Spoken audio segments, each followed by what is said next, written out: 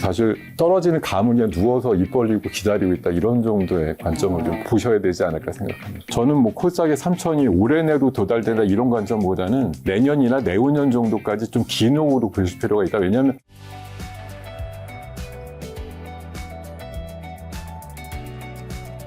중동 전후 재건 산업에 대한 기대감을 건설 지수가 그 사이 굉장히 많이 올랐습니다. 앞으로 어떻게 보시나요? 질문에 사실 답이 다 있으세요. 좋은 거 알겠는데 많이 올랐다가 저는 답이거든요. 네. 그래서 지금 뭐 대표적으로 제가 3월 초에 대우건설 좋은데 이렇게 말씀드릴 때가 10,000원이었는데 엊그저께 40,000원 찍었거든요. 물론 예상보다 실적도 잘 나왔고 작년 4분기에 빅베스라 그래서 이제 손실을 한꺼번에 떨궜기 때문에 약간 신생기업 같은 새 출발의 환경에서 실적이 잘 나오니까 슈팅이 좀 강하게 올라온 건 맞는데 네. 지금 뭐 원전 레퍼런스라든가 재건 인프라에 대한 기대감 가지고 소위 이제 건설주 빅5가 요새 많이 올랐습니다. 현대건설, GS건설, DLENC, 방금 대우건설, 삼성 E&A까지 5개가 제일 좀 활발하게 많이 움직였는데 저는 오히려 전쟁이 마무리쯤 돼가지고 재건 사업 한다고 해서 한번 슈팅이 되게 양봉상으로 크게 나올 때가 세린 뉴스에 가깝다, 좀 세론 뉴스에 가깝다 그렇게 좀 판단을 드리겠습니다. 대우건설이 건설주를 넘어 원전, LNG, 하이상품육, 에너지 인프라 기업으로 재평가받는 이유는 뭘까요? 그쪽 사업을 전부 다 골고루 잘 하고 있기 때문입니다.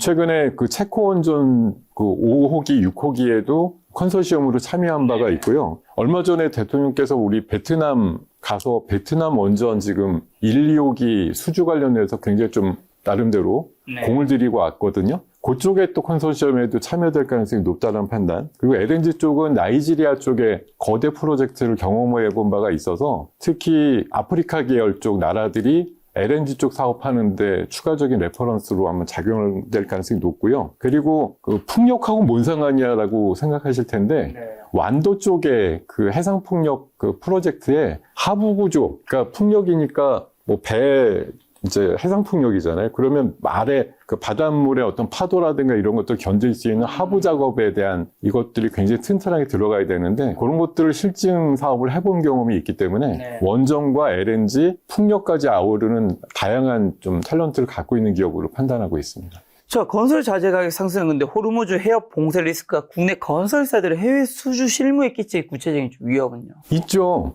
이게 장기화돼서 사실 호르무즈 해협이 나가지도 못하고 들어가지도 못한다 좀 이렇게 돼버리면 사실 그쪽에서 어떤 뭐 발주라든가 이런 것들이 나와도 실제 공사라든가 이런 부분이 지연이 될 거고 거기 뭐 인력들 안전지대로 탈피하게 됐을 테니까 공사가 시작되기 어려운 그런 면들도 있습니다. 그리고 뭘 하나 싣고 가려고 해도 장비를 운송하는 데 있어서의 어떤 운임도 비쌀 거고 또 그런 것들을 뭐 개런티 할 수 있는 보험료라든가 이런 것들도 천정부지로 지금 올라가고 있을 것이기 때문에 지금 사실 건설주들이 외견상으로는 와 이제 뭐 재건 기대감 이런 거 갖고 주가가 굉장히 움직이지만 내적으로는 사실 지금 현재 진행되고 있는 프로젝트의 지연이라든가 이런 것들로 상당히 내홍을 겪고 있는 부분도 있다고 저는 알고 있거든요. 그러면 지금 시점에서 건설주 투자를 추천을 하시는 편인지랑 투자한다면 어떤 종목이 좀 탑픽일까요? 저는 얼마 전까지는 좋아했었는데 사실 방금 말씀드렸지만 조금 많이 올랐다라는 관점에서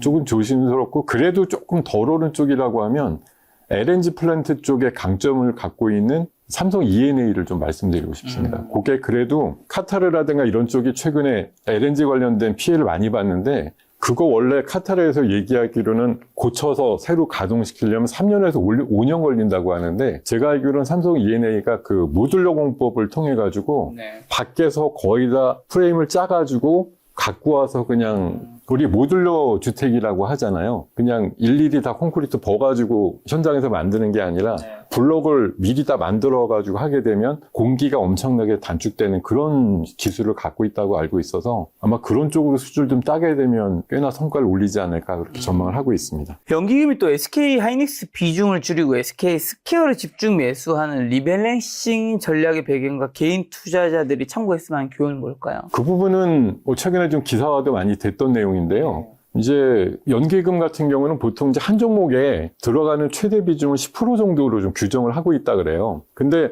하이닉스 원래 한 10% 꽉 채워놨겠죠. 근데 하이닉스가 잘 아시지만 4월 달에만 60% 올랐잖아요. 자연스럽게 비중이 오버가 된 거죠. 그게 더 살 수가 없는 거예요. 그러니까 이게는 오히려 오버되는 부분만큼 오히려 쳐내는 반면에 하이닉스의 지분을 약 20% 정도 갖고 있는 SK 스퀘어가 그동안 한 몇 달 궤적을 보면 하이닉스 움직인 거에 약 98% 수준의 그 코릴레이션이라고 보통 표현하는데 상관관계를 갖고 있어요. 그러니까 하이닉스가 10,000원 움직이면 스퀘어가 9,800원 움직인다는 얘기예요. 오르든 내리든 그렇게 똑같이 좀 변동이 있기 때문에 초록이 동색이라고 하이닉스 사는 거랑 SK 스퀘어 사는 거랑 별반 다르지 않으니 이렇게 우회를 해가지고 간접적인 하이닉스를 사는 것 같은 효과를 내보자 이런 것들을 최근에 많이 시도를 하는 것 같습니다. 혹시나 아직 SK하이닉스 못 사신 분들이 하이닉스를 사는 거 말고 SK 스퀘어를 사는 선택도 괜찮게 보시나요? 스퀘어를 사는 선택이 아마 어떻게 보면 연기금 수급 쪽으로는 더 우호적일 가능성이 높고요. 최근에 잘 아시겠지만 효성중공업이 한 10만 원대 하다가 400만 원까지 올라왔거든요. 40배인가요? 네, 최근에 한 3년 사이에 그렇게 올라왔는데 그게 막 이제 300만 원 된 상황에서 400까지 찍는데 4일밖에 안 걸렸어요. 100만 원 오르는데. 근데 그 다음에 무슨 현상이 나왔냐면 효성중공업의 또 엄마급인 효성이 되게 세게 올랐거든요. 그래서 아마 투자자님들께서 좀 아니면 우리 구독자님께서 좀 이런 상황에서 느끼셔야 될 거는 똘똘한 자회사 갖고 있는 지주회사 잘 째려보자 이렇게 좀 표현을 드리고 싶습니다. 자, 효성중공업이 말씀하신 대로 이제 주당 390만 넘기면서 항제주 1위가 됐는데 미국 AI 데이터 센터 증설과 노후 전력망 교체 수요가 전력기기 업체 수익성에 미친 영향은 어떻게 될까요? 보통들 그렇게 표현하더라고요. 그 일반 데이터 센터 대비해서 AI 데이터 센터는 전력을 3배에서 5배 쓴다. 그만큼 이제 고출력, 고성능의 전력기계가 필요하다는 얘기가 되겠고, 거기에서 이제 효성중공업이 큰 역할을 하고 있는 것이고, 미국의 에너지부가 2035년까지 전력 관련된 어떤 송배전이라든가 변압기 어떤 교체, 이런 쪽으로 예산 잡아놓은 게 우리나라 돈으로 2,000조입니다. 근데 미국에서 자체적으로 생산해서 커버할 수 있는 비율이 굉장히 한계가 있다는 거고, 그래서 우리나라 소위 빅3라고 하는 변압기 3인방, 효성중공업, HD, 현대일렉트릭, LS 일렉트릭 이런 것들이 최근에 주가가 작게는 한 15배에서 20배 이상 올라가면서 실적도 어마무시하게 나오고 있는 것인데요. 아마 교체 수요가 내년 올해 끝난다 이게 아니고요. 앞으로 4, 5년 이상 계속 순차적으로 진행될 거라고 보기 때문에 아마 효성중공업은 지금 400만 원까지 올라왔는데 곧 아마 500만 원짜리 리포트 등장할 것 같습니다. 지금. 굉장히 많이 올랐는데 500만 원까지도. 네.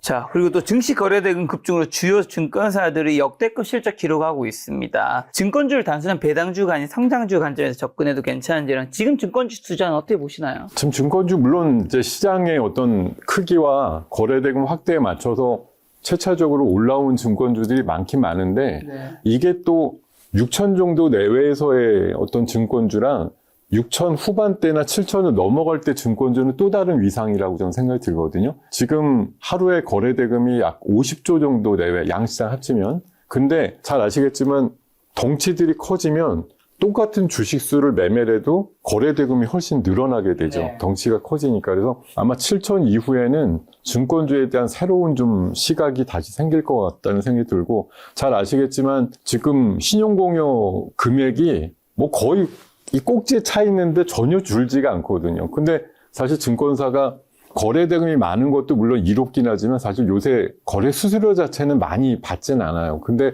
오히려 이런 신용공여를 통해서 그런 예대마진 효과가 굉장히 크거든요. 그런 것들이 계속 따박따박 들어오는 거. 그리고 지금 거래소에서 되게 빨리 추진하려다 막히긴 했습니다만 9월 달 정도부터는 아마 우리 KLX 시장도 12시간 매매를 할 것 같거든요. 그럼 거래 시간이 6시간 반에서 5시간 반 정도 늘어나게 된다? 그 효과를 또 무시할 수 없습니다. 사실 지금 증권사 직원들이나 개인 투자자님들은 너무 피곤한데 이러고서 싫어하시긴 하는데 막상 판이 깔려보세요. 그냥 12시간 주구장창 매매한다 이런 분들 매매를 하게 되면 거래량 거래대금은 훨씬 더 늘어날 수밖에 없는 구조라고 그렇죠. 보는 거예요. 그래서 늘 얘기하는 거죠. 결국 하우스가 돈 번다? 지지고 볶고 돈 벌고 깨지는 분들 여기저기 섞여 있는데 결국은 그런 것들을 많이 어장관리하는 증권주가 실질적인 뭐 이득을 받을 가능성이 높고, 이번에 사실 은행권이나 이런 쪽에 뭐 부동산 대출 대비해서 증권 쪽으로 물꼬를 트면서 지금 예탁금이 120조, 130조 정도 내외 수준까지 이루고 있거든요. 증시의 대기자금 같은 것들이 있는 것도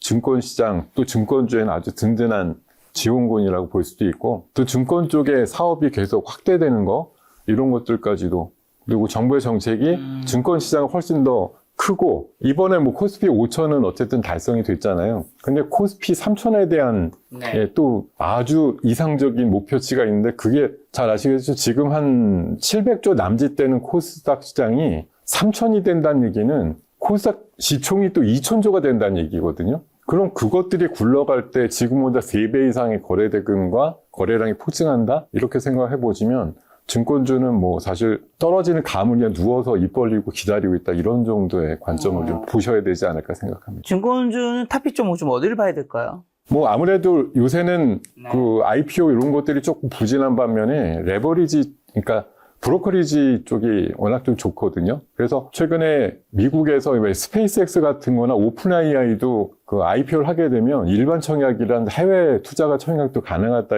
한다고 해서 최근에 관심을 모으고 있는 건 당연히 미래에셋 증권이고요. 그리고 아무래도 브로커리지 접점이 제일 뭐 넓은 건 키움증권, 뭐 그 정도 보시면 될 것 같습니다. 그리고 또 민생 지원을 위한 추가 경정 예산 집행과 중국 관광객 유입이 내수 종목에 봄바람을 불어넣을 수 있는지라 백화점과 카지노 목표 주가 상향이 되고 있는데 어떻게 보세요? 그렇게 봅니다. 그러니까 우리가 최근에 왜 3월 달에 좀 의미 있게 이벤트로 봤던 게 BTS의 월드 투어인데 아리랑이라는 그 광화문에서. 이벤트를 광화문에서 하면서 사실 얼마나 조금 생각보다 덜 모였다 그래갖고 실망을 했지만, 그때랑 또 한 달쯤 지나서 미국 갔다 와서 고향에서 콘서트 할 때 인근의 숙박시설이나 이런 데가 일주일 전부터 동나가지고 완전히 난리가 났었거든요. 최근에 아까도 황금 연휴 말씀드리면서 한 20여만 명 인바운드가 올 거라고 생각도 들고 있는데, 그것뿐만 아니라 지금 추경을 통해서 원래 그 이번 정부의 임기 초에도 한번 지원금이 나가면서 단기적으로 내수 부양 효과가 있었다는 평가들이 좀 있었어요. 그래서 아마 최근에 내수 소비 보면 1분기에 0.6% 정도 늘었기 때문에 조금 늘고 있는데, 지원금까지 더 부과가 된다고 하면 아마 내수 경기는 조금 살아날 가능성이 높다는 관점이고, 역시 최근에 유리활정료 부분이 좀 부담이 되기 때문에 오는 분들은 제가 봐서는 나름대로 경제력이 있는 분들이거든요. 나름대로. 그러니까 뭐 비행기 값이 얼마든 와서 한국을 즐기겠다 이런 분들이 오면 소비가 완전 양극화더라고요, 보니까. 지금 백화점, 명품관 완전 싹쓸이 하는 게 중국 관광객이고, 난리 났더라고요. 또 한 층은 다이소 가서 이제 완전 싹쓸이.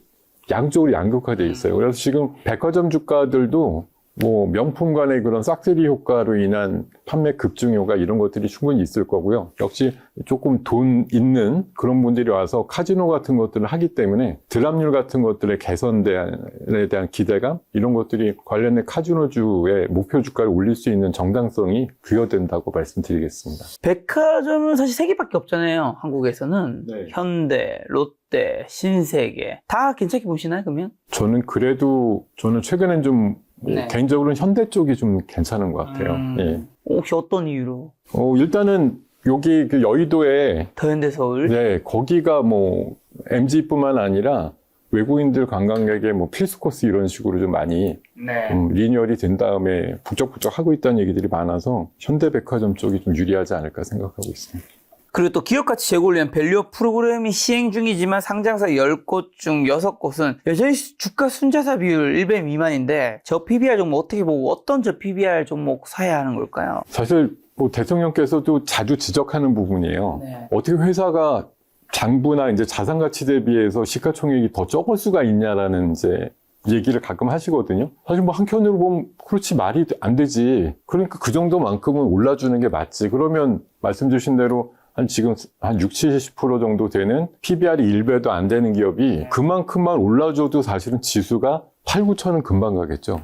근데 이제 뭐 마음처럼 그렇게 다 되는 건 아닙니다. 그래서 거래소나 뭐 동료를 하는 게 그 HTS나 이런 데 보이는 데다가 뭐 회사 이름 옆에다가 저 PBR주 이렇게 이제 네임을 붙여놓겠다는 얘기거든. 이게 일종의 창피 효과라는 건데, 창피라기보다는 그냥 얘는 자산 가치는 충분한데 일배가 안 되는 거라고 하니까 어떻게 보면 뭐 투자자님들한테는 약간의 안전핀 역할 비슷하게 보일 수도 있다고 생각이 드는데요. 전통적으로 그래도 정부의 어떤 이런 시도나 이런 것들에 호응이 되고 그럴 능력이 있는 전통적인 기업들은 사실은 금융주거든요. 증권주나 은행주, 보험주가 사실은 자산 가치는 상당히 높은데 PBR 기준으로 보면 0.5 내외 종목들이 많아요. 그래서 관치다 보다 말은 많아도 이런 이슈가 나왔을 때 그래도 우리가 적극적으로 주주환원 내지는 해서 PBR 1배를 달성하겠습니다. 자정 비슷하게 캠페인 제일 먼저 하는 쪽은 금융주거든요. 그쪽이 제일 좋을 것 같고, 그 다음에는 아까 잠깐 언급이 있었지만 지주회사군. 지주회사들이 똘똘한데 이게 이중상장 이슈 때문에 갖고 있는 지분 가치를 시장에서 한 반밖에 평가를 못 받고 있었거든요.